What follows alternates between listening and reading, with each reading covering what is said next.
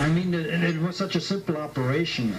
There was no big, the involvement was not that great. I mean, all you had to do was take over the police station. We were just wanted to arrive.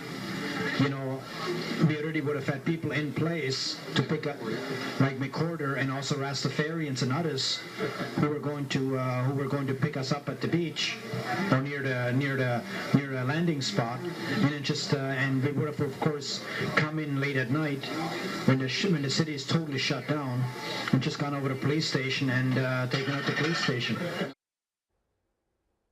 It's an extraordinary story of military intervention, treachery, and deceit. In 1981, an armed force from the U.S. and Canada set off to overthrow the government of Dominica in the Caribbean. Now, for 2 years, they planned their assault, simply known as Operation Red Dog. Award-winning journalist Stuart Bell has captured this tale in his new book, Bayou of Pigs. He joins us now with more in our Toronto studio. Hey, Stuart, great to see you again. Good to see you. What a crazy story. Now, just before we came on the air, you told me about the provenance of that audio recording. That was Wolfgang Droga, who was a neo-Nazi Canadian. He was also paid informant to CSIS. He had every shenanigan in Canada he was involved with. But who he told that to on audio tape is even crazier. Who was recording this detailed confession of this military invasion? It was recorded by a Toronto radio reporter named Gord Civil. Now, these guys, they made a lot of really stupid mistakes. They weren't the brightest lights. One of the things they did was, while they were planning their invasion, they tried to embed a reporter. They wanted to have a journalist there who would document their glorious landing on the beaches of the Caribbean. So they actually sort of confessed on tape to this journalist ahead of time. He, of course, realized people were going to die. He went to the authorities, and that was part of what helped bring down this group of conspirators. Now, I know the phrase Bay of Pigs. That was the botched invasion of Cuba by Cuban expats under the early days of the Kennedy administration. Bayou of Pigs, what was this invasion about? Where is Dominica, first of all? And why did these guys think they could just, a ragtag group of people, they weren't part of a state. We call them militaries, but were sort of paramilitary. It was like a gang takeover of Dominica. Why? For what? How? Did they have a chance? Well, it was for two things. One, for money, and one to try and sort of create this neo-Nazi safe haven. That was the objective. But Dominica, it's in the Caribbean. I mean, half the folks there are black. Exactly. I know, this did not make a lot of sense. As I say, these guys weren't too bright, but they thought they could make a lot of money. They thought they could set up this sort of safe haven where they could have casinos and arms dealerships. But it started back in the late 70s. There was a guy from Texas, sort of a soldier of fortune type named Mike Perdue, who fancied himself as sort of this mercenary around the world. He got this idea of invading the Caribbean.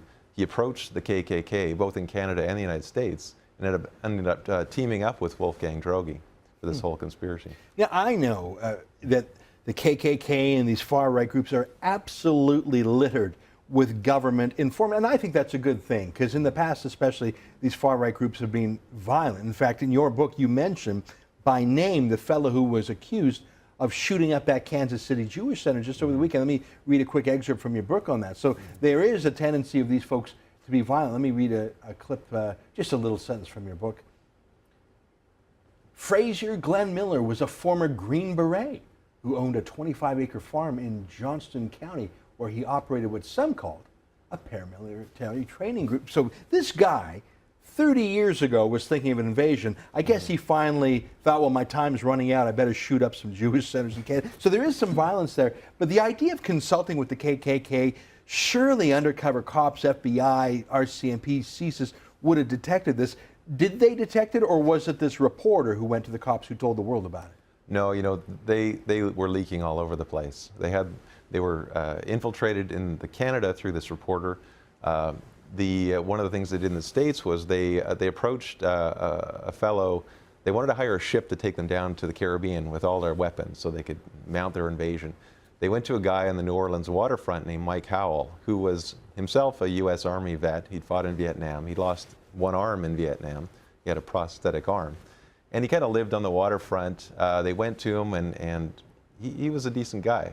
And so he played along as if he was going to do it, but he then informed the Bureau of ATF in the States, which mounted this big undercover operation, infiltrated him, put microphones all through his boat. and recorded everything these guys were doing. Now, did they have a chance? I mean, this thing was off the rails from the very beginning, even before they left shore. You gave a few examples.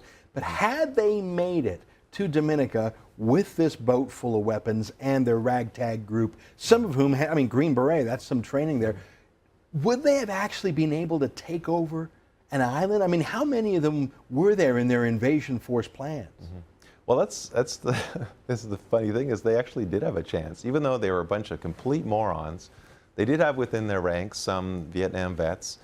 And Dominica is actually a really small island. It has almost no national defense force. And these guys had actually made a deal with the Dominican military that they were going to cooperate with each other to try and reimpose a former prime minister.